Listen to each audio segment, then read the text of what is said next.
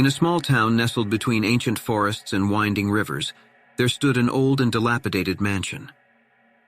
This mansion was known as the Thornwood Manor, a place that had long been the subject of chilling stories and eerie whispers among the locals.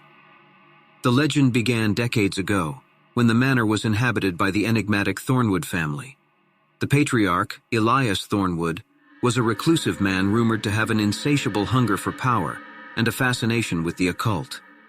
Whispers of strange rituals and midnight gatherings echoed through the town, but no one dared to investigate further.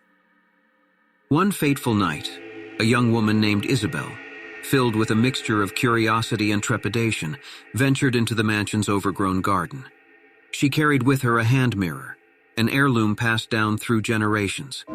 The mirror was ornate, its silver frame intricately carved with swirling patterns, and its glass had an otherworldly gleam.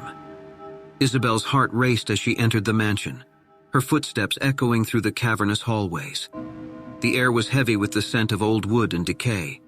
As she roamed the dimly lit rooms, she heard faint whispers carried by the wind, as if the very walls were conspiring against her. Her path led her to a room dominated by a massive ornate mirror hanging on the wall. Its glass seemed to ripple like water, and Isabelle's reflection appeared distorted and ghostly. Compelled by a strange force, she raised her hand mirror to meet her reflection in the grand mirror. The moment the two mirrors met, a shiver ran down Isabelle's spine. The room grew colder and her breath misted in the air. Her reflection in the hand mirror seemed to change, its eyes turning dark and vacant, its lips curving into a sinister smile.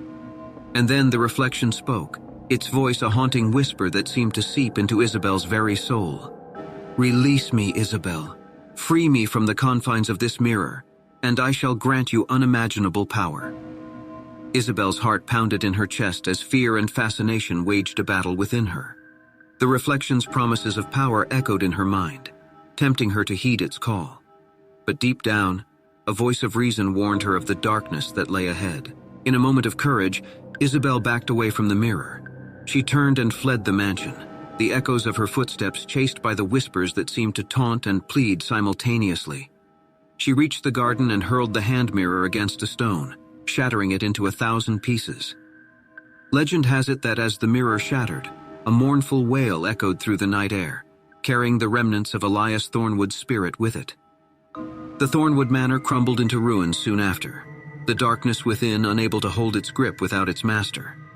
To this day, the townspeople warn against venturing near the ruins of Thornwood Manor, for it is said that the shattered remnants of the mirror still retain a fragment of Elias Thornwood's malevolent spirit. And if you ever find yourself alone in the dead of night, and the wind carries a faint whisper that seems to come from nowhere, be sure to avert your eyes from your own reflection, for you might just hear the chilling words of the whispering mirror.